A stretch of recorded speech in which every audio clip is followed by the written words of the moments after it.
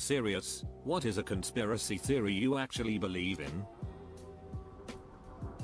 Deflategate was a distraction from brain damage and domestic abuse scandals in the NFL.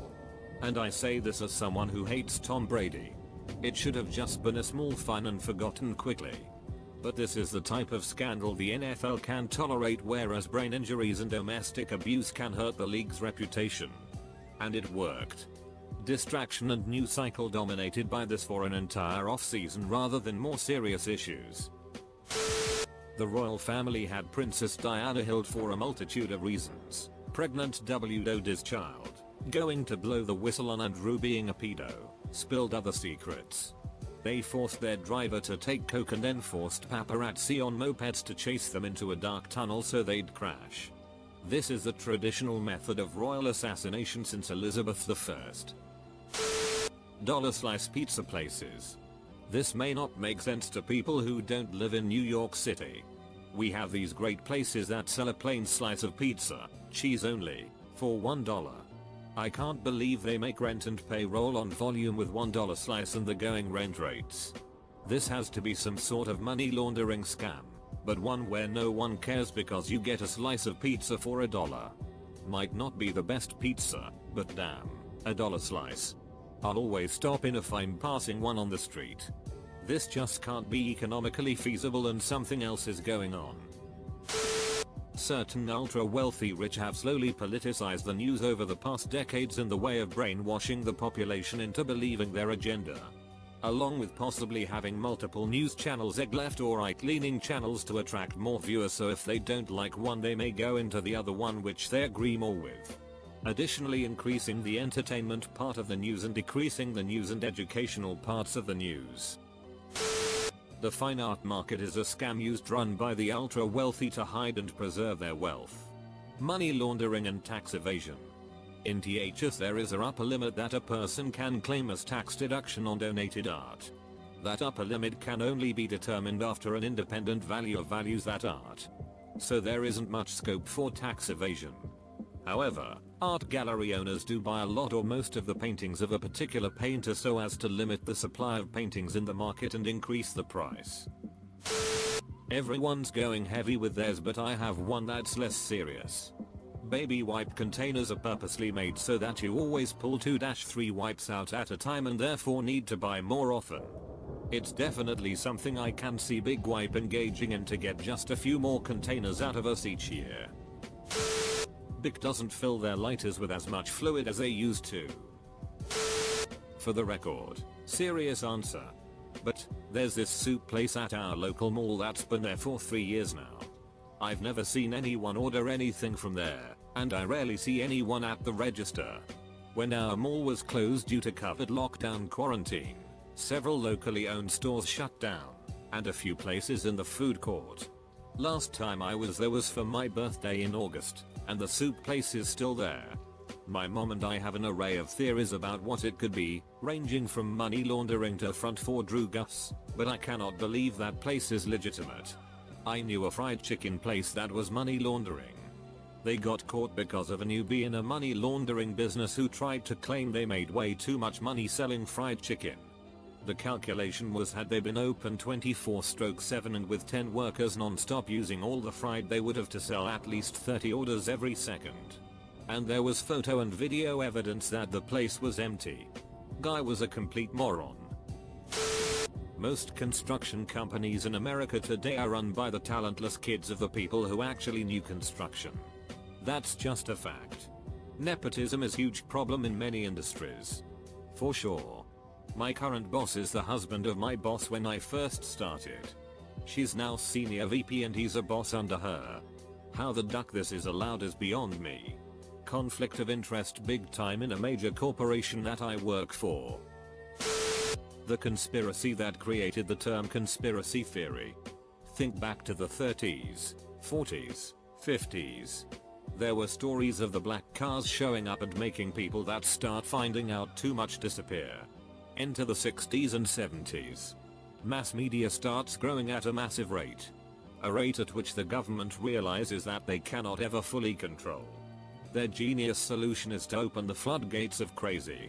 push a bunch of conspiracy theories into the populace that makes real conspiracy reports be ignored as just tinfoil hat crazy. Label all reports as conspiracy theory. This over time creates a societal misunderstanding in the form of the term conspiracy theory becoming equated with crazy. An example of this is I believe that there really aren't many people that truly believe the earth is flat. There are just some entities planted that push it as a theory. This then becomes one of the main examples of all conspiracy theorists are not to be taken seriously. Reagan was diagnosed with Alzheimer's when he was still in office, and his advisors told him to write a letter to the American people to be released later after it got too bad to hide. When his condition went public in 1994, they released the letter and it was almost perfect handwriting, spelling, and grammar. 6 months later he couldn't carry on a conversation. I'm convinced he didn't progress that fast in 1994 and that the entire thing was constructed over the years to look like he was mentally competent while he was president. OJ Simpson didn't do it, it was Jason Simpson. The LAPD was so convinced that they had their man that they tried to make the evidence fit the suspect rather than allowing the evidence to lead them to a suspect. OJ didn't do it. Nicole Brown was nearly decapitated and Ron Goldman was stabbed 20 plus times. The prosecution claimed the injuries were consistent with 2 knives being used and produced a stiletto knife good for stabbing but not cutting and a Swiss Army knife not really good for hurting anyone other than yourself. Ron Goldman had numerous defensive wounds and the injuries to his hands indicated that he had landed numerous blows, yet OJ had only a small cut on his hand with no other evidence of having been in a fight. The only evidence found in OJ's home was a few drops of his own blood which were contaminated with a preservative used in blood draws. Jason did it means Jason was employed as a sous chef and had his own knife set and also owned a double-edged combat knife from his time in a military school. Motive: Jason was cooking alone at his restaurant that night and had specifically invited Nicole to come see him cook.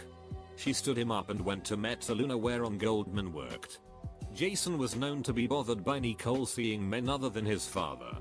Opportunity: Jason's time card that night was handwritten for a time much later than when the restaurant shut down.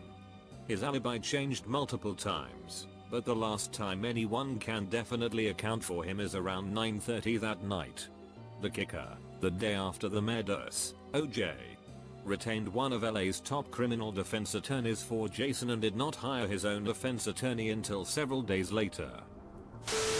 That Dorothy Kilgallen didn't kill herself and the government was responsible for JFK's assassination. I don't know why the government would do something like that, but the evidence lines up. Reporters don't kill themselves when they're days away from publishing something that would crack the JFK case wide open. Also, witnesses saw FBI agents leaving her house with documents. Plus the only person she handed her draft to wound up dead 2 days later. The draft, of course, went missing and the investigation into her death was laughable. The government shot down the plane that crashed in Pennsylvania on 9/11 and made up the story about the passengers for propaganda purposes. Didn't the passengers phone their loved ones though? They did. There is quite a bit of audio evidence from phone calls in the flight recorder showing that the passengers planned and then acted to take over the plane and fly it into the ground. We know their names and their last words. They recited the Lord's Prayer and Psalm 23, and then Todd Beamer, father of 3 young children, said, "Are you ready? Okay. Let's roll." I fully believe that the plane passengers would have supported the plane being shot down rather than having it be flown into the Capitol, and I believe that the US government would have brought it down if it came to it, albeit not with bullets. They didn't have time to arm the F-16s, so the plan was to ram it, but in this case, I truly think the passengers brought it down themselves. Ducking heroes, all of them. The Tianjin explosion was a result of China either working on or moving dangerous materials, and while explosion was non-nuclear, materials were radioactive.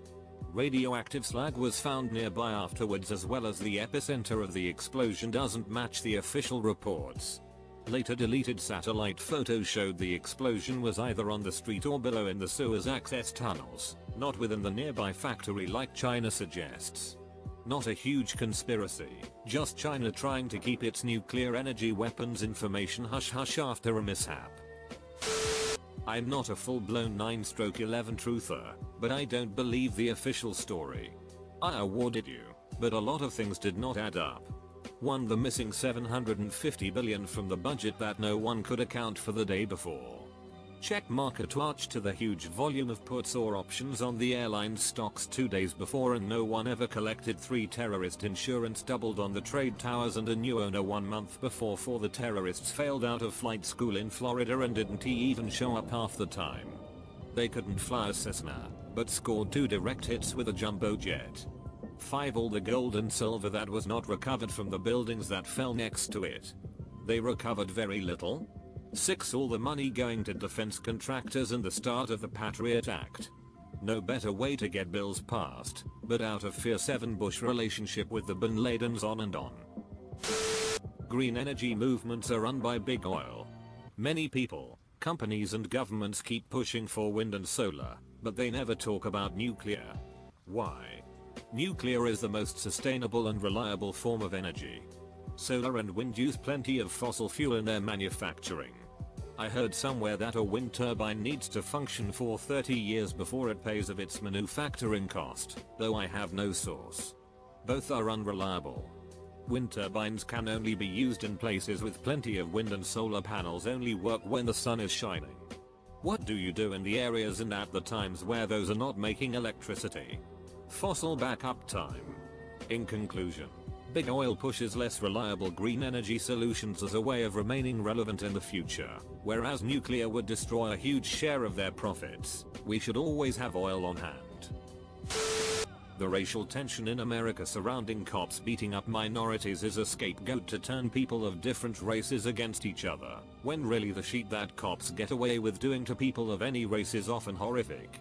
I don't think it's an accident that stories wherein white cops abuse black people are touted as signs of racism instead of what they self-evidently are: corrupt people in a certain profession harassing and assaulting others with impunity.